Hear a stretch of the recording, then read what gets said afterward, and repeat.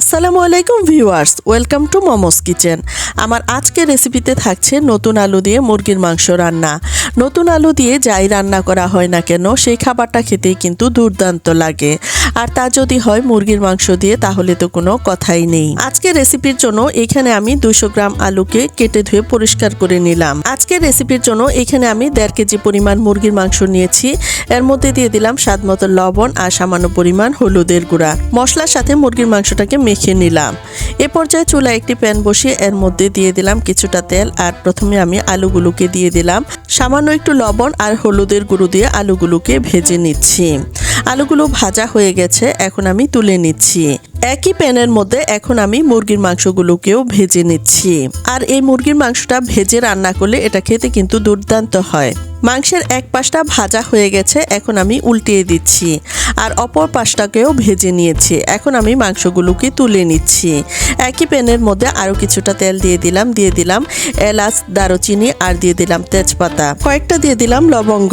সুন্দর স্মেলের জন্য এই মশলাগুলোকে 30 সেকেন্ড সময়ের মতো ভেজে নিলাম। দিয়ে দিলাম 2টো পেঁয়াজ কুচি আর এগুলোকেও ভেজে নিলাম। এখন দিয়ে দিলাম স্বাদ মতো লবণ আর আদা রসুনের পেস্ট দিয়ে দিলাম 1 টেবিল চামচ করে। এগুলোকেও আমি কিছুক্ষণ সময়ের জন্য ভেজে নিচ্ছি। আদা রসুনগুলো কিছুক্ষণ ভেজে নেওয়ার পর এখন আমি এর মধ্যে দিয়ে দিলাম হলুদের গুঁড়া 1 চা চামচ পরিমাণ, মরিচের গুঁড়া 2 চা চামচ পরিমাণ, ধনিয়া আর জিরার গুঁড়া দিয়ে দিলাম 1 চা চামচ করে। সবগুলো মশলাকে একসাথে মিশিয়ে নিলাম আর এর মধ্যে দিয়ে দিলাম কিছুটা পানি আর একটি টমেটোকে কিউব করে কেটে দিলাম। মশলাটা যখন ভাজা ভাজা হয়ে যাবে তখন আমি এর মধ্যে দিয়ে দিচ্ছি আগে থেকে ভেজে রাখা মুরগির মাংস আর আলুগুলো একসাথে দিয়ে কিছুক্ষণ সময়ের জন্য কষিয়ে নিব। তাই এখন আমি এগুলোকে একসাথে মশলার সাথে মিশিয়ে নিচ্ছি। মিশিয়ে নেওয়া হয়ে গেলে এখন আমি ঢাকনা দিয়ে ঢেকে কিছুক্ষণ সময়ের জন্য কষিয়ে নিলাম। দেখুন মাংসটা খুব ভালোভাবে কষানো হয়ে গেছে। এখন আমি এর মধ্যে দিয়ে দিচ্ছি ঝোলের পানি। এখানে আমি গরম পানি দিয়ে দিলাম, আপনারা আপনাদের পছন্দ মতো পানিটা দিতে পারেন। এখন আমি ঢাকনা দিয়ে ঢেকে চুলার আঁচ মিডিয়াম করে রান্না করে নিচ্ছি প্রায় 30 মিনিট সময়ের মতো। এখন আমি মাংসটাকে নেড়েচেড়ে মিশিয়ে দিচ্ছি। রান্নার শেষ পর্যায়ে চলে এসেছি আর এখন দিয়ে দিচ্ছি 5-6টি কাঁচামরিচ আর দিয়ে দিচ্ছি 1 চা চামচ পরিমাণ ভাজা জিরার গুঁড়া, দিয়ে দিচ্ছি 1/2 চা চামচ পরিমাণ গরম মশলার গুঁড়া। আর এগুলো দিয়ে এখন আমি আবারও খানিকটা মিশিয়ে নিচ্ছি। আর রান্নার শেষ পর্যায়ে যদি ভাজা জিরার গুঁড়া আর গরম মশলার গুঁড়াটা ব্যবহার করা হয় তাহলে রান্নার স্বাদটা অনেক গুণ বেড়ে যায়।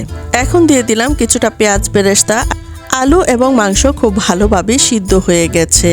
আমি একটি আলুকে ভেঙে দেখাচ্ছি, দেখুন এটা খুব ভালোভাবে সিদ্ধ হয়ে গেছে। রান্নাটা অলমোস্ট কমপ্লিট হয়ে গেছে। এখন আমি ঢাকনা দিয়ে ঢেকে চুলার জাল বন্ধ করে দিলাম।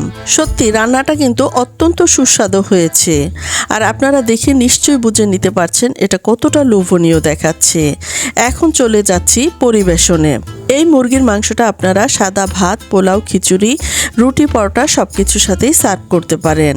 আশা করছি আমার আজকের এই ভিডিওটি আপনাদের অনেক বেশি ভালো লেগেছে।